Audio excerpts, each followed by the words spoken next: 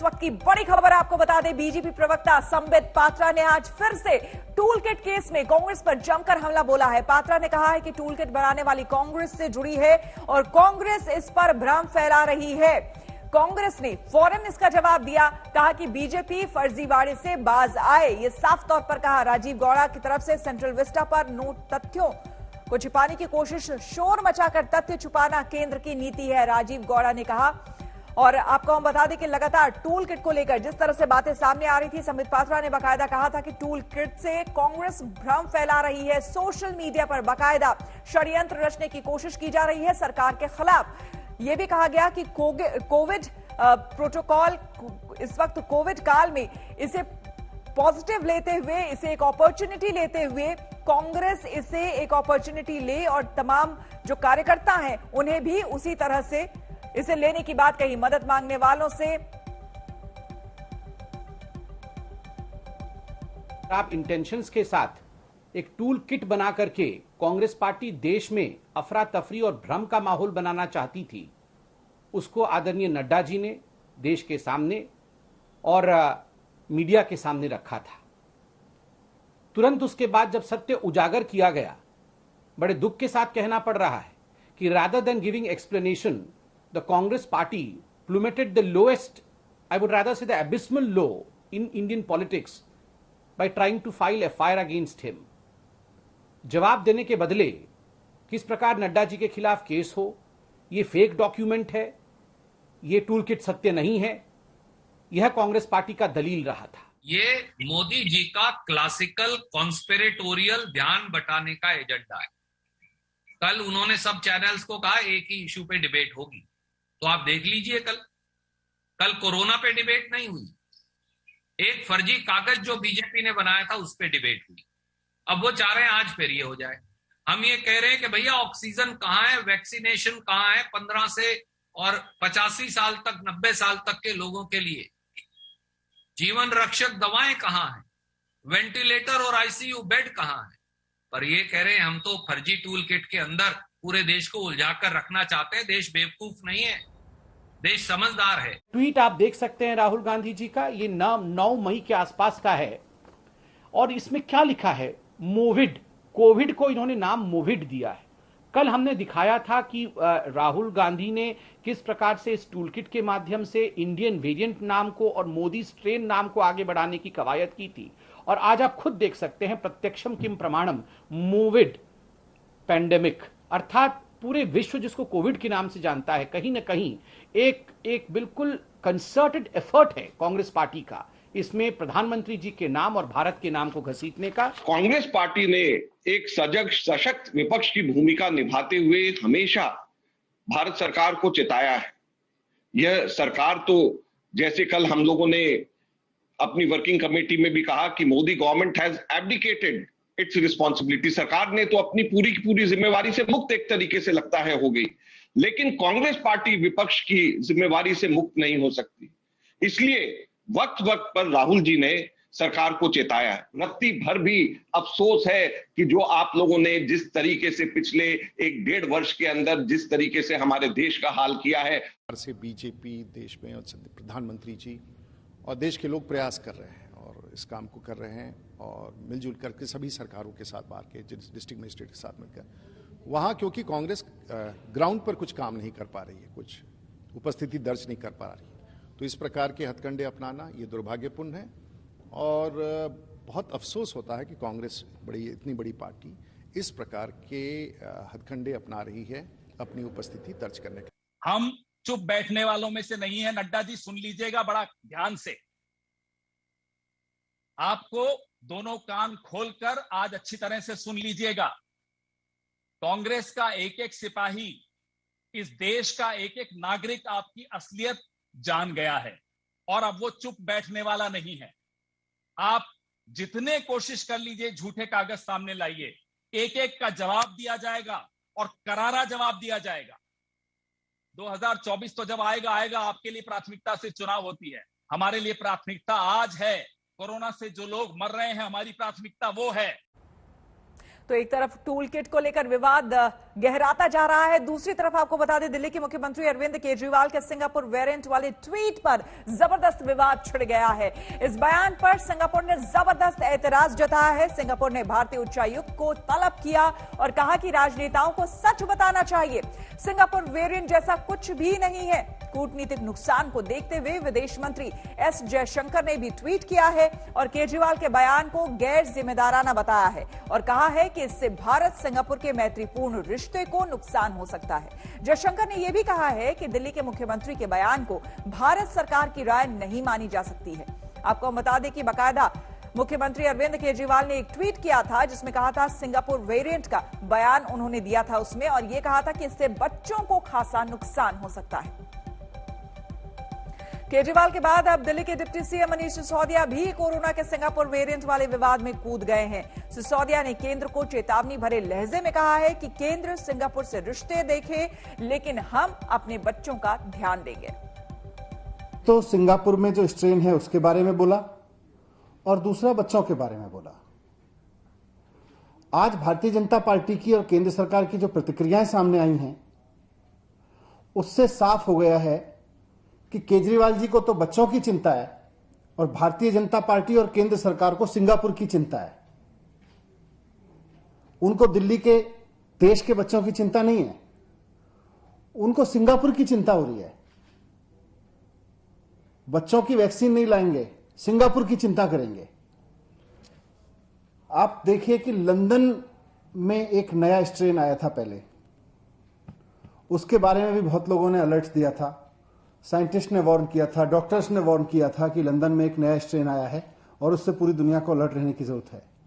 भारत सरकार ने समय रहते कोई कदम नहीं उठाया और लंदन में आए उस स्ट्रेन की वजह से और भारत सरकार की लापरवाही की वजह से आज देश की हालत देखिए क्या हो गई है। आज पूरा देश उसका खामियाजा भुगत रहा है। जो अलर्ट ये समझने के लिए था कि हम अपने कुछ कदम उठाएं, उस वक्त भी भारत सरकार हाथ पे हाथ रखे बैठी रही। लंदन में नया स्ट्रेन आया और आज हजारों लोगों की जान चली गई। कोई परिवार ऐसा नहीं बचा जिसके घर में कोई जिसके अपने जिधर नजर उधर उसको डेथ ना नजर आ रही हो, जिसका कोई अपना हॉस्पिटल में भर्ती ना हुआ हो या कोविड ना हुआ हो। आज पूरे देश की यह हालत हो गई है। क्यों? क्योंकि लंदन में आए स्ट्रेन के बाद भारत सरकार ना तो अलर्ट हुई, ना उसने कोई ऐसे कदम उठाए जो उसको उठाने चाहिए थे, और आज पूरा देश उसका खामियाजा भुगत रहा है। और इससे पहले दिल्ली के स्वास्थ्य मंत्री सत्येंद्र जैन ने भी सिंगापुर वेरिएंट से बच्चों को खतरे का दावा किया था। अच्छा, सिंगापुर का ये कहना है कि जो स्ट्रेन कहां से है, जो बात कही गई है वो इंडियन स्ट्रेन है ना कि सिंगापुर। इसको बता देंगे आपको, स्ट्रेन तो अलग है ही, ये तो पक्का क्लियर है। आप मान रहे हैं कि सिंगापुर का स्ट्रेन है ये? देखो, स्ट्रेन सिंगापुर का है, दिल्ली का है, अमेरिका का है, लंदन का है। उससे भी ज्यादा इंपॉर्टेंट है स्ट्रेन अलग अलग है। कोरोना का स्ट्रेन है। हाँ। सर सिंगापुर सर इससे लेके जो कंफ्यूजन हो रहा है ये कहा जा रहा है, लेकिन बता देंगे आपको ना। देखो अभी डिटेल में ये पॉलिटिकल वेरिएंट है, कोई वेरिएंट ऐसा है नहीं है। नहीं, वेरिएंट तो देखो आपको सारे वेरिएंट्स की मैं लिस्ट बना के दे दूंगा, कितने सारे वेरिएंट्स जो कि बताए गए हैं। देखो, वेरिएंट जितने भी होते हैं उनको पहले जीनोम सीक्वेंसिंग होती है, उसके बाद पता लगता है। और वेरिएंट नहीं है ये कहना तो बहुत गलत है। एक तरफ अब सिंगापुर स्ट्रेन को लेकर यहां राजनीति हो रही है, तो मध्य प्रदेश में गोमूत्र को लेकर नई राजनीति वहां पर शुरू हो गई है। क्या कह रहे हैं विपक्ष और पक्ष के यानी कि सत्ता के नेता, आइए सुनते हैं। शक्ति का उदाहरण है और गाय का, देशी गाय का पालन करिए। देशी गाय का गौमूत्र अगर हम लेते हैं तो उससे हमारे स्वाइन फ्लू का जो इन्फेक्शन है वो दूर होता है। मैं बहुत तकलीफ में हूँ, लेकिन मैं प्रतिदिन गौमूत्र अर्थ लेती हूँ और इसलिए मुझे अभी कोरोना के लिए कोई औषधि नहीं लेनी पड़ रही है। ना ही मैं कोरोना ग्रस्त हूँ और ना ही ईश्वर मुझे करेगा कि मैं उस चीज का, उस औषधि का उपयोग कर रही हूँ। प्रज्ञा सिंह ठाकुर जी जो कि भोपाल की सांसद है, वरिष्ठ बीजेपी नेता है, वो आती है और एक स्टेटमेंट देती हैं कि गौमूत्र से फेफड़े ठीक होते हैं, कोरोना नहीं होता और कोरोना का इलाज होता है। आज सारी दुनिया ऑक्सीजन इंजेक्शन, और जब सीरियस हो जाए कोई पेशेंट कोरोना से तो उसको वेंटिलेटर लगता है। और ये कह के जब गांवों के अंदर इस समय संक्रमण फैला हुआ है, वो ग्रामीण लोग जो आस्था रखते हैं गौ माता में, गौमूत्र में, तो ऐसा ना हो कि वो जो एलोपैथी के वेल स्टेब्लिश्ड WHO के इलाज हैं उसको छोड़कर केवल इस पे आधारित हो जाएं, जिससे अनहोनियां हो जाएं। इसलिए मैंने एक पत्र लिखा है केंद्रीय मंत्री हर्षवर्धन जी को और भोपाल के स्वास्थ्य विभाग NHM को कि ये साइंटिफिकली प्रूव करें, ICMR इस पे सील लगाए और DRDO इसको स्थापित करे कि ये इस इलाज से कोरोना का इलाज होगा। और इन राजनीतिक बयानों के बीच आपको हम बता दें, हमारे संवाददाता सुजीत झा बिहार के एक गांव में पहुंचे, एक कस्बे में पहुंचे, जहां पर वो जायजा लेने पहुंचे एक अस्पताल का। मुजफ्फरपुर के पास जब वो पहुंचे तो अस्पताल तो उन्हें चमकदार बेहद दिखा, लेकिन डॉक्टर यहां नदारद थे। बिहार में स्वास्थ्य व्यवस्था को लेकर सरकार कितनी गंभीर है, इसका जीता जागता उदाहरण ये अस्पताल है, जो कि मुजफ्फरपुर के मरौल के पिलखी गजपति पंचायत में स्थित है। ये शानदार आप बिल्डिंग देख रहे हैं, ये मातृ शिशु मेमोरियल हॉस्पिटल है और ये अभी बंद पड़ा हुआ है। आप देखिए इसमें लंबा चौड़ा इसका भवन है। इसमें सामने डॉक्टरों के रहने के लिए का भी पूरा इंतजाम है। इसमें फ्लैट बनाए गए हैं, स्टाफ के रहने के लिए फ्लैट बनाए गए हैं। बिहार सरकार ने 2016 में यहाँ 50 स्टाफ की नियुक्ति के लिए पत्र भी निकाला था, जिसमें से 12 जो विशेषज्ञ डॉक्टर की नियुक्ति होनी थी, यहाँ पर एक प्रभारी चिकित्सक की नियुक्ति होनी थी, लेकिन हुआ कुछ भी नहीं। 2019 में एक डॉक्टर की यहाँ नियुक्ति हुई, लेकिन 20 आते आते वो रिटायर कर गए। उसके बाद से ये हॉस्पिटल बंद है। हमारे साथ इस पंचायत की मुखिया सीता देवी हैं। सीता जी बताइए क्या क्या है यहाँ पर, आप जरा चल के बताइए इधर क्या क्या है। यहाँ जो है भवन आप देखिए रहे हैं, डॉक्टर्स को रहने के लिए पूरा बिल्डिंग बना हुआ है। उसके बाद जो है भवन के अंदर में बहुत बड़ा बड़ा हॉल टाइप का है, लेकिन यहाँ कोई बेड की व्यवस्था नहीं है। पानी है, यहाँ पानी का व्यवस्था खूब, समरसेबुल वगैरह, बिजली सब कुछ। जब हॉस्पिटल चालू हुआ था 19 में, तब क्या क्या व्यवस्था पे यहाँ पर? यहाँ पर दवा वगैरह के दवा व्यवस्था था, दवा आया था।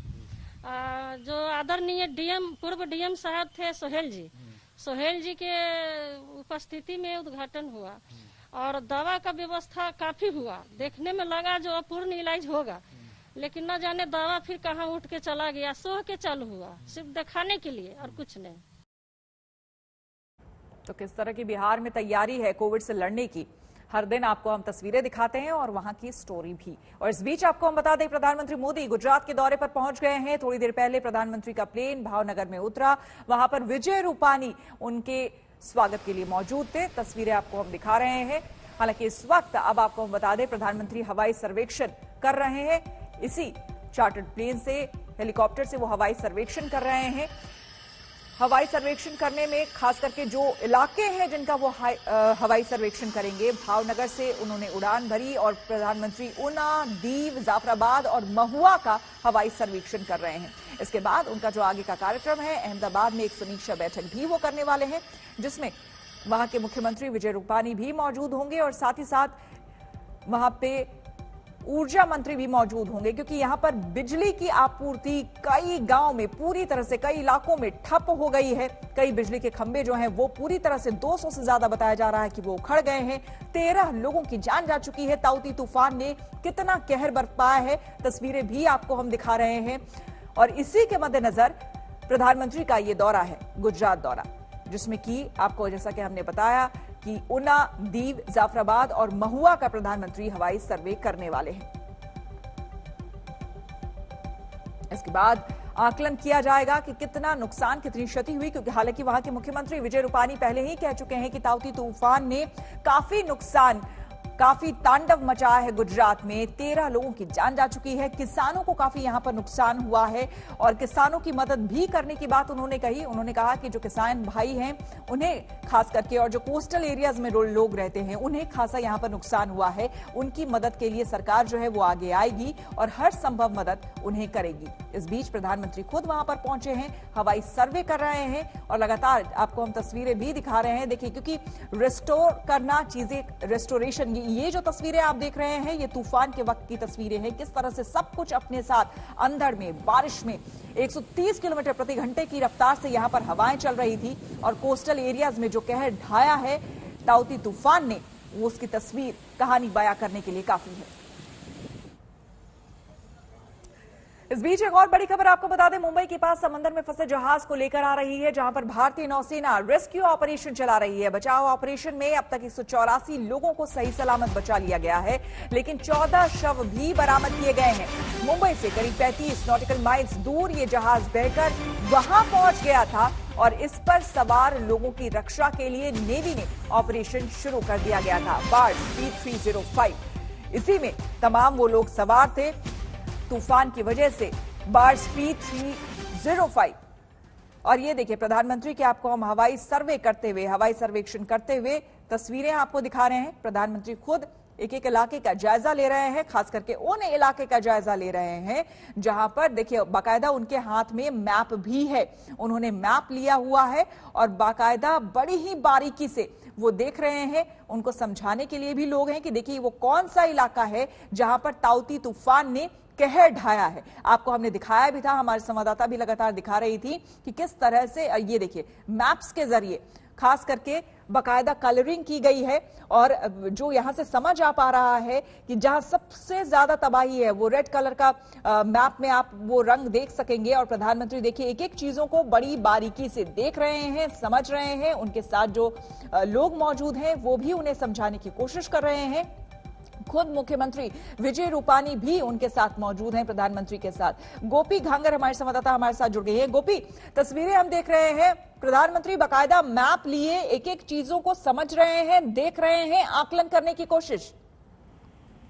बिल्कुल श्वेता, आपको बता दूं कि प्रधानमंत्री का ये एरियल सर्वे है और प्रधानमंत्री खुद ही मैप लेके बैठे हुए एक एक चीजों को देख रहे हैं, क्योंकि वहां पे सबसे बड़ा जो पीपावाव फोर्ट है वो भी इसकी गंभीर क्षति हुई है, उससे भी साथ ही जो जाफराबाद का इलाका है, साथ ही जो राजूला का इलाका है जहां सबसे ज्यादा आम होते हैं उसके बागीचे हैं, वहां पे भी इतना ज्यादा नुकसान हुआ है। साथ ही महुआ से लेके दीव तक पूरा जो किनारा है वहां पे सबसे ज्यादा नुकसान है। तो प्रधानमंत्री मैप के जरिए ये सारी चीजें देख रहे हैं और किस तरीके से वहां पे नुकसान, क्योंकि चक्रवात ने इतना 150 किलोमीटर की रफ्तार से ये चक्रवात था, तो उसकी वजह से जो नुकसान है वो काफी ज्यादा है। यहाँ तक कि 60,000 से ज्यादा जो इलेक्ट्रिक पोल है वो भी गिर गए हैं। अभी भी करीब 4,000 जितने गांव है इन सौराष्ट्र के किनारों में जहां पे बिजली रिस्टोर नहीं हो पाई है। तो ये सारी चीजों का वो ब्यौरा कर रहे हैं। कहीं ना कहीं हम कहेंगे कि जो चक्रवात ने नुकसान पहुंचाया है उसकी हर एक जानकारी प्रधानमंत्री फिलहाल ले रहे हैं। बिल्कुल बेटा, चूंकि आप गोपी वहां पर लगातार बनी रही हैं और एक एक तस्वीर आपने भी हमें भेजी है, तो ये जो इलाके हैं ये खास करके वो कौन कौन से इलाके हैं, जरा आप हमें बता पाएंगी? श्वेता, ये जो इलाके हैं ये भावनगर जिले का महुआ, अमरेली जिले का राजूला और जाफराबाद, गिर सोमनाथ जिले का ऊना और केंद्र शासित प्रदेश दीव, ये 4 इलाके ऐसे हैं जहां सबसे ज्यादा इसका असर हुआ है। आप देख सकते हैं कि जो शख्स ब्लैक कलर के ब्लेजर पहने जो शख्स उनको जानकारी दे रहे हैं वो गुजरात के होम सेक्रेटरी है, जो उनको पल पल की उनको सारी जानकारी दे रहे हैं कि क्या कहाँ कितना नुकसान हुआ है, कितने लोग यहाँ पे इफेक्टेड हुए हैं। यहाँ तक कि वहाँ पे जो मौत है, मौत का आंकड़ा करीब 45 पे पहुंच चुका है। तो वैसे में हर एक चीज की जानकारी ली जा रही है, क्योंकि वो पूरा इलाका जो है वहाँ पे लोग किसानी पे अपना जीवन बिताते हैं और उसी को सबसे ज्यादा नुकसान हुआ है। सबसे बड़ा जो पोर्ट है पीपावाव पोर्ट, उसमें भी इतने ज्यादा वहाँ पे नुकसान हुआ है। कंटेनर जो है वो भी कहीं ना कहीं हवा के साथ आगे निकल गए थे, तो उसकी वजह से काफी ज्यादा नुकसान है, उसी नुकसान का वो ब्यौरा ले रहे, जानकारी ले रहे, हर एक चीज के बारे में पूछताछ कर रहे हैं कि क्या नुकसान हुआ है। क्योंकि वो गुजरात मंत्री रहते हुए उन्होंने ये सारी चीजों को खुद वहां पे जाते हुए देखा था, वहां पे हर एक चीज को उन्होंने डेवलपमेंट में उनका बहुत बड़ा हिस्सा रहा है प्रधानमंत्री नरेंद्र मोदी का जब वो गुजरात के मुख्यमंत्री थे। तो वैसे में अब जब वहां पे डैमेज हुआ है तो प्रधानमंत्री हर एक चीज की बारीकाई से ये सारी चीजों की जानकारी ले रहे हैं। बिल्कुल, और साथ ही साथ हम आपको तस्वीरें भी लगातार दिखा रहे हैं। देखिए, गुजरात के होम सेक्रेटरी यहाँ पर, गुजरात के मुख्यमंत्री विजय रूपानी वहां पर मौजूद हैं, होम सेक्रेटरी वहां पर मौजूद हैं और बाकायदा मैप के जरिए प्रधानमंत्री एक एक लोकेशन को बहुत ही बारीकी से देख रहे हैं, समझ रहे हैं और जानने की कोशिश कर रहे हैं कि वो कौन कौन से इलाके हैं और कहां पर कितना नुकसान हुआ है। इसके बाद आपको हम बता दें कि प्रधानमंत्री का ये जब हवाई सर्वे पूरा हो जाएगा तो अहमदाबाद में एक अहम बैठक भी होने वाली है, जहां पर रिव्यू किया जाएगा, सारी चीजों को आकलन किया जाएगा। गोपी हमारे साथ बनी हुई है। गोपी, यहां पर गुजरात के मुख्यमंत्री पहले ही एक जो सरकार की तरफ से आकलन होता है, उस आकलन में वो पहले ही बता चुके हैं कि काफी ज्यादा यहां पर नुकसान हुआ है। मौत के आंकड़े की बात करें तो 13 लोगों के मौत का आंकड़ा बताया है, लेकिन उसके अलावा भी उन्होंने कहा है कि काफी चीजें, रेस्टोरेशन में वक्त भी लगेगा और लोगों की मदद में और भी कई चीजें उन्होंने गिनाई है, जो कि जाहिर सी बात है मीटिंग में वो रखेंगे अपनी बात को। बिल्कुल श्वेता, वो सारी बातें प्रधानमंत्री के सामने रखी जाएगी क्योंकि रिस्टोरेशन करना बहुत बड़ी बात है। वहां पे मैंने आपको बताया कि किस तरीके से 60,000 से ज्यादा जो इलेक्ट्रिक पोल है वो गिर गए। अब बिजली को रिस्टोर करना ये सबसे बड़ा वहां पे काम है। और जो भावनगर जिला है, अमरेली जिला है, ऊना है, वहां पे 3 दिन से लगातार अभी बिजली रिस्टोर नहीं हो पाई है। और वैसे में कोविड का वक्त चल रहा है तो पहली प्रायोरिटी जो कोविड हॉस्पिटल्स है उनको दी गई है। यहाँ तक कि जो 400 जितने कोविड हॉस्पिटल्स जो है वो जो साइक्लोन के रास्ते में आते थे, वहाँ पे फिलहाल जनरेटर के जरिए ये सारा काम चलाया जा रहा है। लेकिन जनरेटर भी कब तक चलेगा ये भी सबसे बड़ी बात है। और वैसे में वहाँ तक कोविड हॉस्पिटल तक बिजली को रिस्टोर करना ये पहली प्रायोरिटी है। तो जो बिजली विभाग के लोग हैं, ये सारी चीजों की जानकारी दी जा रही है प्रधानमंत्री को कि बिजली विभाग किस तरीके से जो कोविड हॉस्पिटल्स है उसकी बिजली को रिस्टोर करने में लगे हैं, ऑक्सीजन को पहुंचाना है वो किस तरीके से। क्योंकि कई ऐसे गांव हैं अमरेली जिले के जहां पे अब भी सड़क के रास्ते वहां पे बीच में पेड़ गिरे हुए हैं। यहाँ तक कि कई रास्ते ऐसे हैं जो पूरी तरीके से क्षतिग्रस्त हुए हैं। तो उन रास्तों को ठीक करना, वहां पे सारी चीजों को पहुंचाना, ये सारी जानकारी प्रधानमंत्री को दी जा रही है। यहाँ तक कि जो किसान है, किसानों की जो पूरी फसल है, आम, ये गर्मी का मौसम चल रहा है तो वैसे में आम की फसल वहाँ पे सबसे ज्यादा होती है। किसानों को वहाँ पे बहुत बड़ा लॉस हुआ है। और साथ ही अगर बात की जाए मछुआरों की, तो जो मछुआरे हैं, क्योंकि ये पूरा कोस्टल इलाका है, यहाँ पे गुजरात के सबसे ज्यादा मछुआरे वहाँ पे रहते हैं। करीब 60% जो फिशिंग इंडस्ट्रीज है वो उन्हीं इलाकों से ऑपरेट होती है। तो वैसे में मछुआरों को भी काफी ज्यादा नुकसान हुआ है। ये सारी चीजों की जानकारी प्रधानमंत्री को दी जा रही है। इसके अलावा दीव की अगर बात की जाए तो दीव जो है वो केंद्र शासित प्रदेश है। वहाँ पे ज्यादातर टूरिस्ट जो है, गुजरात के टूरिस्ट है, वो दीव जाते हैं। और दीव का पिछले 10 सालों में काफी ज्यादा डेवलपमेंट किया गया था। वो सारी चीजें अब वहाँ पे डिस्ट्रॉय हो गई है क्योंकि साइक्लोन जिस तरीके से सबसे पहले लैंडफॉल दीव में हुआ था, तो पूरा जो दीव है वो हमने कल ही विजुअल्स में दिखाया था कि किस तरीके से सारी जगह पे पेड़ गिरे हुए हैं। जो होटल इंडस्ट्रीज है उसको काफी ज्यादा नुकसान है। तो किस तरीके से दोबारा से वहाँ पे जो टूरिस्ट है वो आए, कि बिजली से लेके हर एक चीज किस तरीके से रिस्टोर की जाए, ये सारी जानकारी भी प्रधानमंत्री को दी जा रही है।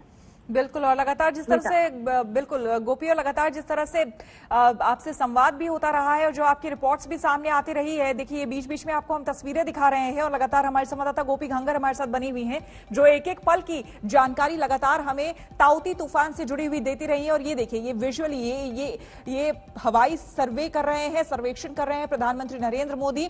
आपको ये भी हम बता दें कि प्रधानमंत्री बाकायदा बहुत ही माइन्यूटली चीजों को यहाँ पर देख रहे हैं, समझ रहे हैं। खुद मुख्यमंत्री उनके साथ वहां पे गुजरात के मौजूद हैं और चीजों को समझने की कोशिश हो रही है ताकि सही आकलन, जो ये डिजास्टर हुआ है, ताउती तूफान ने जो ये तांडव किया है यहाँ पर, उसका आकलन किया जा सके और कुछ समय बाद जब ये हवाई सर्वेक्षण पूरा हो जाएगा उसके बाद अहमदाबाद में एक इंपॉर्टेंट, एक महत्वपूर्ण बैठक भी होने वाली है, जहां पर एक एक चीजों को लेकर फिर से रिव्यू किया जाएगा।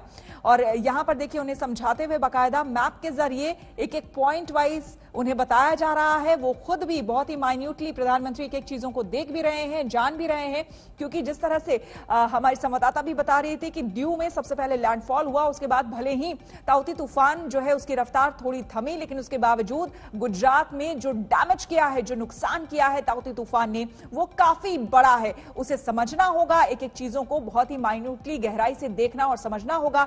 गोपी, लगातार जिस तरह से आपकी जो खबरें भी आती रही और आपने खुद भी रिपोर्ट किया वहां से, हमने देखा, कल भी हमने देखा सोमनाथ के पास वाला इलाका हो या फिर और दूसरे इलाके जो कोस्टल एरिया से जहां से आप रिपोर्ट कर रही थी, बाकायदा बड़े बड़े जो बिजली के टावर्स थे, जहां पर लाइटें लगी हुई थी, जो फ्लड लाइट्स लगे होते हैं, वो सब कुछ उखाड़ फेंका था इस तूफान ने। जो पेड़ हैं वो पूरी तरह से जमीन से उखड़ गए थे और चलने तक की जगह वहां पर नहीं थी। बेहद मुश्किल है सारी चीजों को फिर से रेस्टोर करना, वक्त भी लगेगा और पैसे भी लगेंगे, सरकार को भी मदद करनी पड़ेगी। लोगों का इस बीच लोगों के लिए भी बहुत मुश्किल, जो वहां के लोकल्स हैं खास करके। बिल्कुल, ये चीजें काफी मुश्किल है वहाँ के लोकल लोगों के लिए, क्योंकि श्वेता जो जिस तरीके से चक्रवात ताउते ने वहाँ पे कहर बरपाया है, हम लोगों ने देखा है हमारी नजरों से कि किस तरीके से पूरे के पूरे जो घर है वो डैमेज हुए हैं। यहाँ तक कि जो घरों की छत है, जो कच्ची छत थी, वो लोगों की उड़ गई है। जो वहाँ पे जहाँ सौराष्ट्र में जिस समुद्र के किनारे पे ये ताउते साइक्लोन टकराया है, वहाँ पे एक अलग प्रकार की जो वहाँ लोगों की रहने की सिस्टम है कि पहला मंजिल होती है वही पक्की छत होती है और दूसरी जो मंजिल होती है उसमें कहीं ना कहीं जो शेड वाली छत रहती है। तो ज्यादा लोगों के घर जो है उसकी दूसरी मंजिल की जो छतें हैं वो सारी उड़ चुकी है। यहाँ तक कि जो उनके ज्यादातर लोग हैं वो पशु पालन पे उनका डिपेंडेंट रहता है, तो पशुओं को भी काफी ज्यादा नुकसान हुआ है। 45 लोगों की इसमें मौत हुई है। हालांकि अब भी कई ऐसे इलाके हैं जहाँ पे लोग संपर्क कर रहे हैं, जो रास्ते हैं उसे क्लियर करवाए जा रहे हैं। यहाँ तक कि अगर बिजली के तार की बात की जाए तो करीब 60,000 गांव अभी भी ऐसे हैं जहाँ पे संपर्क हो पाना यानी बिजली पहुंचा पाना काफी मुश्किल काम है। लगातार करीब 700 जितने लोगों की टीम लगी हुई है कि यहाँ पे बिजली को रिस्टोर किया जाए।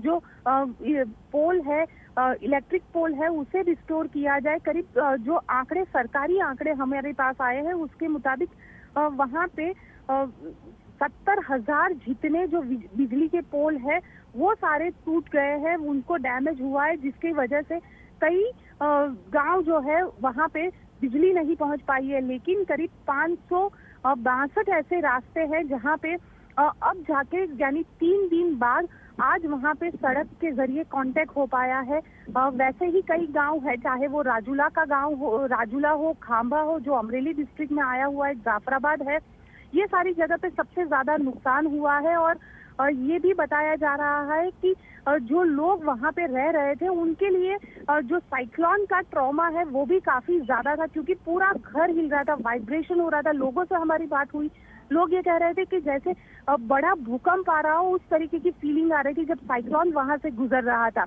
आज 3 दिन बाद भी वहां पे बिजली अब भी कई गांव में रिस्टोर नहीं हो पाई है, तो कोशिश यही की जा रही है कि जल्दी से जल्दी वहां उन गांवों में बिजली को रिस्टोर किया जाए। साथ ही जो मछुआरे हैं, मछुआरों को भी काफी ज्यादा नुकसान हुआ है, क्योंकि उनकी एक जो बोट होती है उसकी कीमत करीब 50 लाख के आसपास रहती है। तो ऐसी कई बोट है, क्योंकि तेज हवाएं चली, बोट किनारे के साथ आके टकराई है, तो बोट को भी काफी ज्यादा नुकसान हुआ है।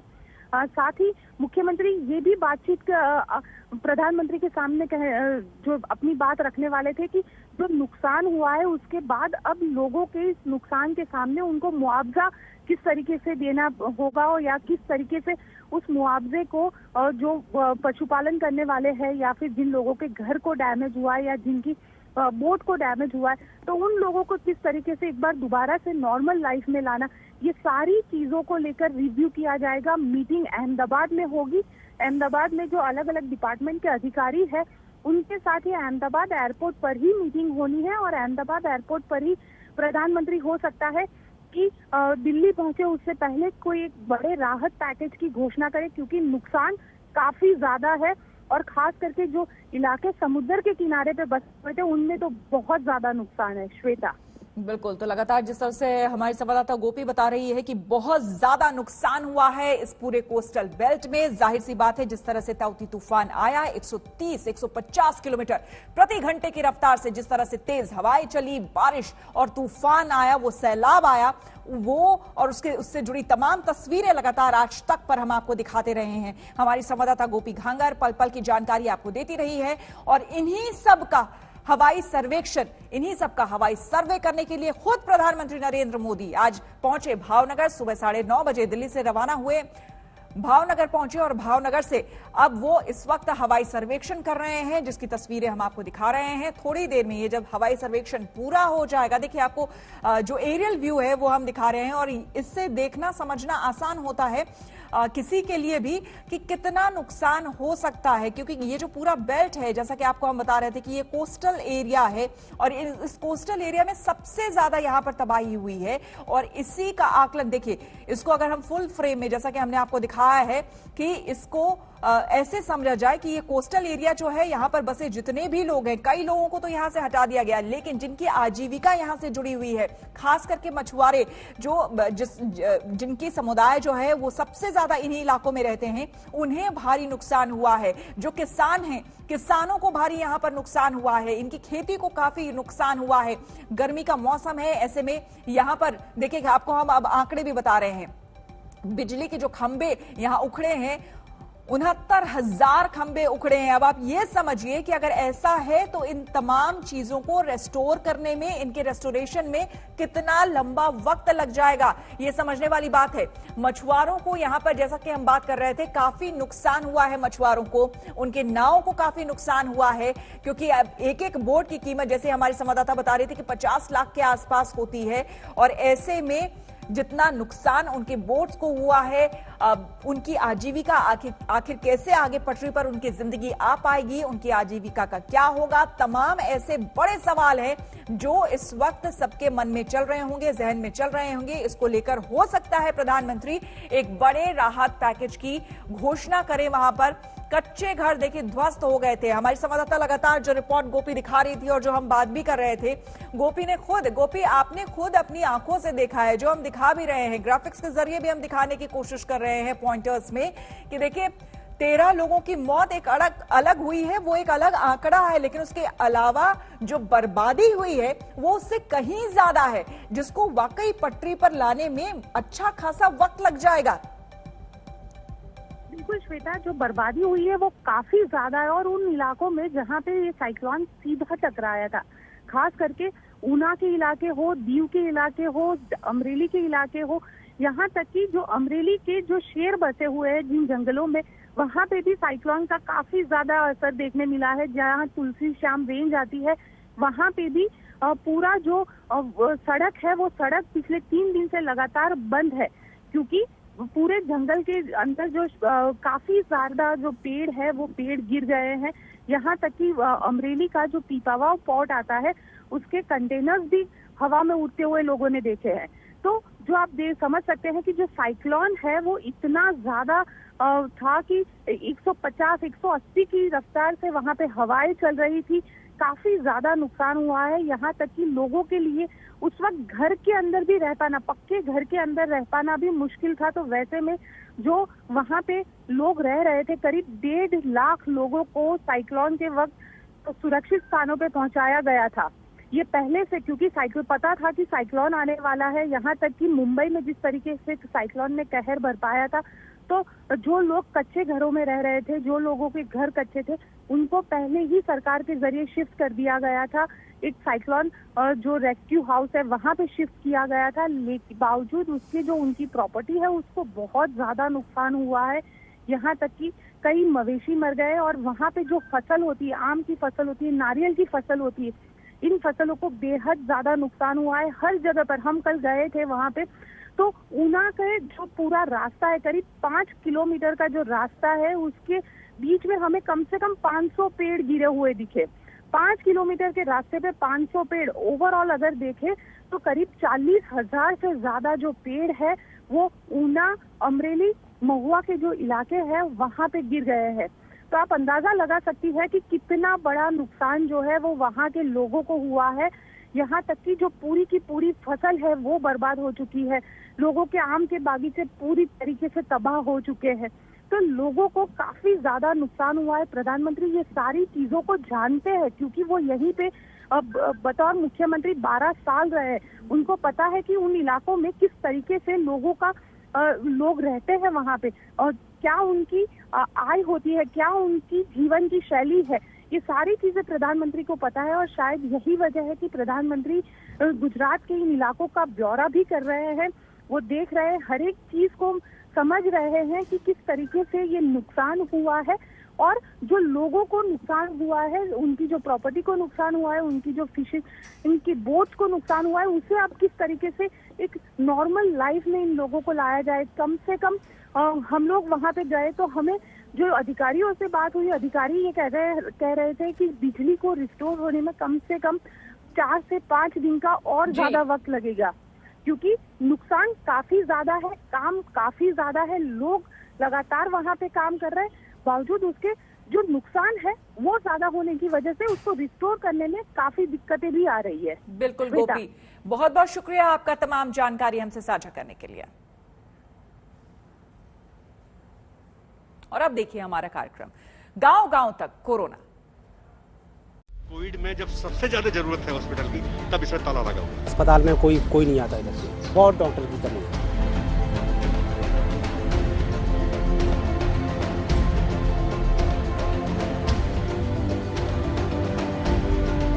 वैक्सीन अभी तो कोई नहीं लगा, तो न तो कोई खैर खबर है न कुछ है।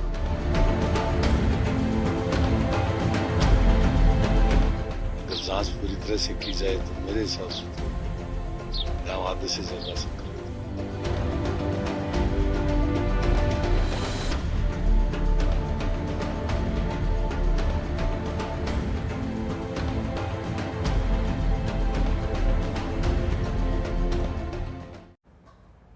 शहरों में हाफती स्वास्थ्य सेवा का हाल तो सबने देख लिया है, अब असली डर गांव को लेकर है। प्रधानमंत्री ने भी एक दिन पहले गांव में वायरस को लेकर डर जताया तो राज्यों ने पहले केंद्र को चिट्ठी लिखकर गांव में कोरोना रोकने पर जोर दिया।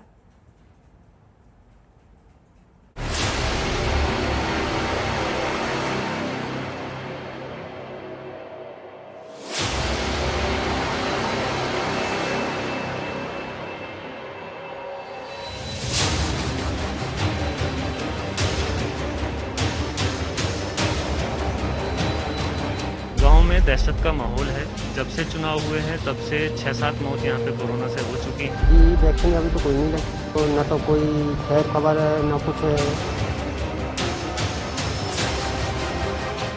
गांव के गांव कोरोना की मार से कराह रहे हैं।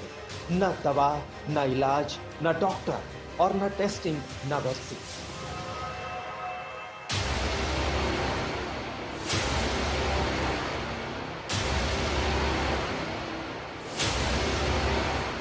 आज तक ने जब बिहार से लेकर यूपी तक के गांवों की पड़ताल की तो कोरोना पर जैसे गांव वाले किस्मत के भरोसे छोड़ दिए गए थे। ये जो खंडहर नुमा बिल्डिंग देख रहे हैं, दरअसल सरकारी दस्तावेजों में ये एक अस्पताल है। इस वक्त मैं बागपत पे डिकोली गांव में मौजूद हूं और इस डिकोली गांव की आबादी 28,000 के लगभग है। गांव में आए दिन कोरोना से लोगों की मौत हो रही है, लेकिन 20 सालों से आसपास के गांवों में यही एकमात्र सरकारी अस्पताल था जो अब खंडहर में तब्दील हो चुका है। इस वक्त हम मौजूद हैं दरभंगा के बहादुरपुर में और मेरे पीछे आप ये जो खंडहर नुमा इमारत देख रहे हैं, दरअसल ये एक उप स्वास्थ्य केंद्र है जो कि गनौल में स्थित है। और पहली झलक में ही आपको इस इमारत को देखकर ये अंदाजा हो जाएगा कि किस तरीके से ये स्वास्थ्य केंद्र खुद वर्षों से बीमार पड़ा हुआ है। जगह जगह से आप देखिए किस तरीके से ये स्वास्थ्य केंद्र टूटा फूटा है और लोग बता रहे हैं कि लॉकडाउन के समय से तो ये स्वास्थ्य केंद्र बंद पड़ा ही है। साफ है कि ग्रामीण क्षेत्रों में स्वास्थ्य व्यवस्था को दुरुस्त करने के लिए स्वास्थ्य केंद्रों के नाम तो बदल गए हैं, लेकिन उसके प्रवृत्ति और प्रकृति में कोई विशेष अंतर नहीं आया है। अस्पताल के नाम पर बड़े बड़े भवन तो बना दिए गए हैं, लेकिन इलाज कौन करेगा? डॉक्टर कहाँ हैं, नर्सेज कहाँ हैं, मेडिकल स्टाफ कहाँ हैं, वो आज भी जनता ढूंढ रही है। आज तक की टीम यूपी बिहार के साथ राजस्थान, गुजरात, मध्य प्रदेश और दूसरे राज्यों तक भी पहुंची। जो देखा वो चौंकाने वाला था। जिस बीमारी ने लाखों की सांसों को शांत कर दिया, उस बीमारी के खिलाफ यहाँ सिस्टम भी खामोश था। इस ग्रामीण क्षेत्र में हर घर में कमोबेश लोग जो हैं वो बीमार हैं इस वक्त। और यहाँ पे जो ग्रामीण क्षेत्र होता है तो उसमें आमतौर पर लोग क्या बहुत ज्यादा खुल के बताते नहीं है कि उनको क्या बीमारी है, लेकिन आप देख सकते हैं यहाँ पे, ये देखिए यहाँ पे भी इलाज चल रहा है। ये ग्रामीण क्षेत्रों की स्थिति है जो आप देख सकते हैं। लोग बड़ी संख्या में इस वक्त खांसी, जुकाम, बुखार जैसे लक्षण लेकर के जो है पहुंच रहे हैं। कोरोना की दूसरी लहर ने शहरों की सांसें थाम ली। कहर का अध्याय अब गांवों के उस माहौल में खुल रहा है जहां मुकाबले के नाम पर हाथ खाली है। बिहार, यूपी, एमपी, राजस्थान, हरियाणा, उत्तराखंड, झारखंड और पंजाब जैसे राज्य अदृश्यवाद के शिकार हो रहे हैं। शहर का हश्र देख चुकी सरकार भी जान चुकी है कि गांव के गांव भी कोरोना के आगे रो रहे हैं। खुद पीएम ने जिलों के डीएम से कहा कि गांवों को वायरस से बचाना ही होगा। जब आपका जिला अगर जीतता है तो मतलब देश जीतता है। जब आपका जिला कोरोना को हराता है तो देश कोरोना को हराता है। और इसलिए जिले का मिजाज, गांव गांव में एक मैसेज कि मेरा गांव मैं कोरोना मुक्त रखूंगा, मेरे गांव में मैं कोरोना को प्रवेश नहीं करने दूंगा, ये गांव के लोग संकल्प लें। गांवों को लेकर सरकार की फिक्र दिल्ली से होते हुए राज्यों की राजधानी तक से सवाल कर रहा है। सभी राज्यों ने केंद्र को अपनी वो रिपोर्ट सौंपी जिसमें गांवों में कोरोना से तैयारियों को लेकर आने वाले वक्त के मुकाबले की आउटलाइन है।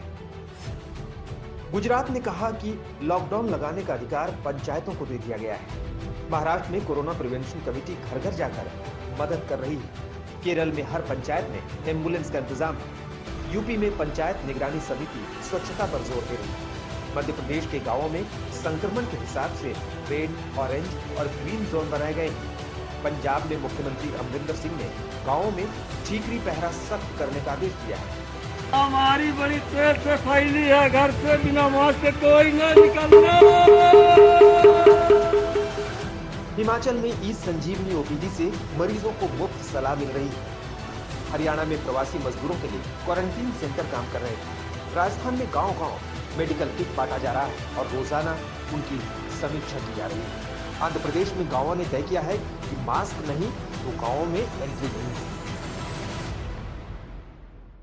अगर सर्दी, जुकाम, बुखार, खांसी हो तो कृपया करके छुपाना नहीं, तत्काल बताना, ताकि दवाई का किट दिया जा सके, टेस्ट किया जा सके और तत्काल उपचार प्रारंभ किया जा सके। लगभग 1 लाख के आसपास हमारे पास राजस्व गांव है। अब ग्राम पंचायत, एक ग्राम पंचायत में कई राजस्व गांव होते हैं। राजस्व गांव में भी कई पूर्वे होते हैं। इसलिए उनसे कहा गया कि आप लोग राजस्व गांव को केंद्रित करते थे, स्क्रीनिंग की कार्रवाई करें, संदिग्ध और हर लक्षण युक्त व्यक्ति को चिन्हित करके उनकी सूची बनाइए। अपने परिवारां ਨੂੰ ਬਚਾਓ, ਆਪਣੇ ਬੱਚਿਆਂ ਨੂੰ ਬਚਾਓ, ਘਰ ਵਾਲਿਆਂ ਨੂੰ ਬਚਾਓ, ਗੁਆਂਢੀਆਂ ਨੂੰ ਬਚਾਓ, ਪਿੰਡ ਬਚਾਓ, ਮੁਹੱਲੇ ਬਚਾਓ। ਜਾਓ, ਜਦੋਂ ਵੀ ਕੋਈ ਗੱਲ ਹੁੰਦੀ ਹੈ ਜਾਓ डॉक्टर ਕੋਲ और अपना टेस्ट करवाओ, और अगर थोड़ा कोविड है अपना परिवार का भी टेस्ट कराओ और जाओ बाहर। यानी ये साफ दिख रहा है कि गांवों पर कोरोना अटैक अभी बाकी है और सरकारें हाहाकार से निपटने को तैयार नहीं है। हिमांशु मिश्रा, दिल्ली, आज तक।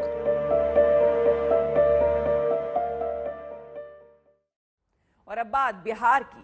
वैसे तो बिहार के मुख्यमंत्री नीतीश कुमार को सुशासन बाबू कहा जाता है, मगर उनके सुशासन में शर्मिंदगी का सिलसिला थमता नहीं दिख रहा है। ताजा मामला है दरभंगा मेडिकल कॉलेज और अस्पताल का। 9 महीने पहले यहां 25 आईसीयू वेंटिलेटर भेजे गए थे, मगर लापरवाही देखिए, 9 महीने बाद भी ये वेंटिलेटर्स शुरू नहीं हो सके हैं। रिपोर्ट देखिए, आपको अंदाजा हो जाएगा कि बिहार वालों की सांसें कितनी सस्ती है।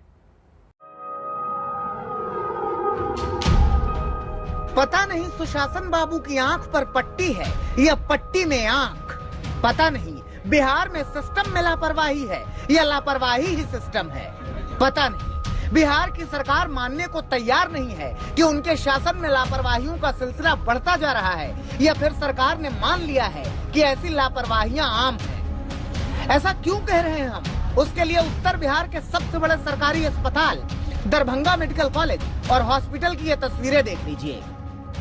बाहर अपनी खाट पर अपना ऑक्सीजन सिलेंडर लगाए एक एक सांस के लिए संघर्ष करता मरीज है, और अंदर नए नवेले चकाचक आईसीयू वेंटिलेटर्स। ऐसे एक नहीं, पूरे 25 आईसीयू वेंटिलेटर्स हैं, लेकिन एक भी मरीज के लिए नहीं है। जानते हैं क्यों? क्योंकि ये शुरू ही नहीं किया जा सके, इनका इस्तेमाल ही नहीं हो पा रहा। और सुनिए, ये वेंटिलेटर्स पीएम केयर फंड से खरीदकर 9 महीने पहले भेजे गए थे। 9 महीने बीत गए, लेकिन किसी को होश नहीं आया कि इनका इस्तेमाल शुरू किया जा सके। न अस्पताल के प्रशासन ने इन्हें शुरू कराने की सोची, न इलाके के विधायक ने ध्यान दिया, और न ही नीतीश कुमार की सरकार ने। बिहार में एक कहावत काफी मशहूर है, भोज के समय कोहरा रोपना, और शायद ये बिहार सरकार और बिहार के अस्पतालों पर कहावत पूरी तरीके से फिट बैठता है। दरभंगा मेडिकल कॉलेज और अस्पताल, जो कि इस इलाके का सबसे बड़ा मेडिकल कॉलेज है, यहाँ भी पीएम केयर्स फंड के जरिए लगभग 1 साल पहले 25 वेंटिलेटर और पूरी आईसीयू की जो एक सेटअप होता है वो अस्पताल को मुहैया कराई गई थी। लेकिन 1 साल बीत जाने के बावजूद भी उन वेंटिलेटर्स का और आईसीयू का जो है वो इस्तेमाल अब तक शुरू नहीं हुआ है।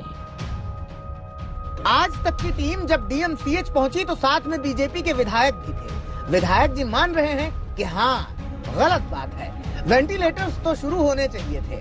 थोड़ा ऑक्सीजन का जो है थोड़ा समस्या है, जिसके कारण जो है वेंटिलेटर हम लोग का नहीं चल पा रहा है। लेकिन अभी 3-4 दिन पहले निर्णय हुआ है कि उसको पीपीपी मोड में किसी प्राइवेट एजेंसी को जो है दिया जाए, उस पर काम चल रहा है।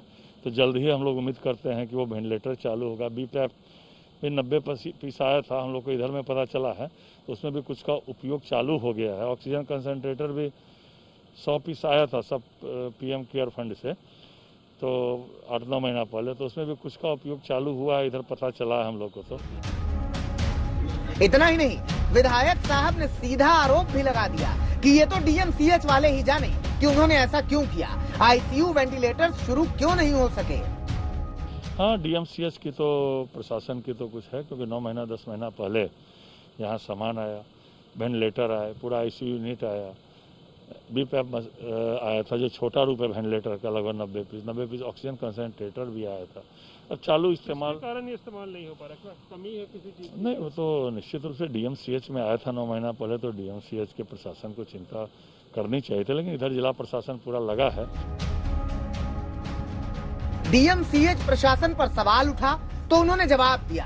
आप भी सुनिए, किस ठसक से बताया जा रहा है कि वेंटिलेटर का वायरिंग फायरिंग सब हो गया है, अभी ड्राई रन में फेल कर जाते हैं, इसीलिए नहीं लगा।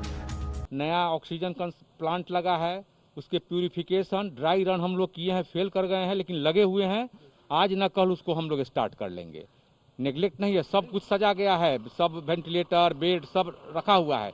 केवल ड्राई रन में हम लोग सक्सेसफुल नहीं हो रहे हैं, तो पेशेंट को ले जाके कोई कैजुअलिटी नहीं हो, इसके चलते हम लोग ओवर श्योर जब हो जाएंगे तो फंक्शन हो जाएगा। हम लोग सब सेटअप कर चुके हैं। तो प्रभु सजा के सब रखा हुआ है, तो आरती उतारने के लिए तो है नहीं। 9 महीने से पड़े ये वेंटिलेटर अगर समय से शुरू कर दिए जाते तो दरभंगा में बगैर आईसीयू वेंटिलेटर्स के कम से कम किसी को दम न तोड़ना पड़ता। सुशासन की सरकार अगर ऐसे ही लापरवाहियों के दम पर है तो धन्य है ऐसा सुशासन। रोहित कुमार सिंह, दरभंगा, आज तक।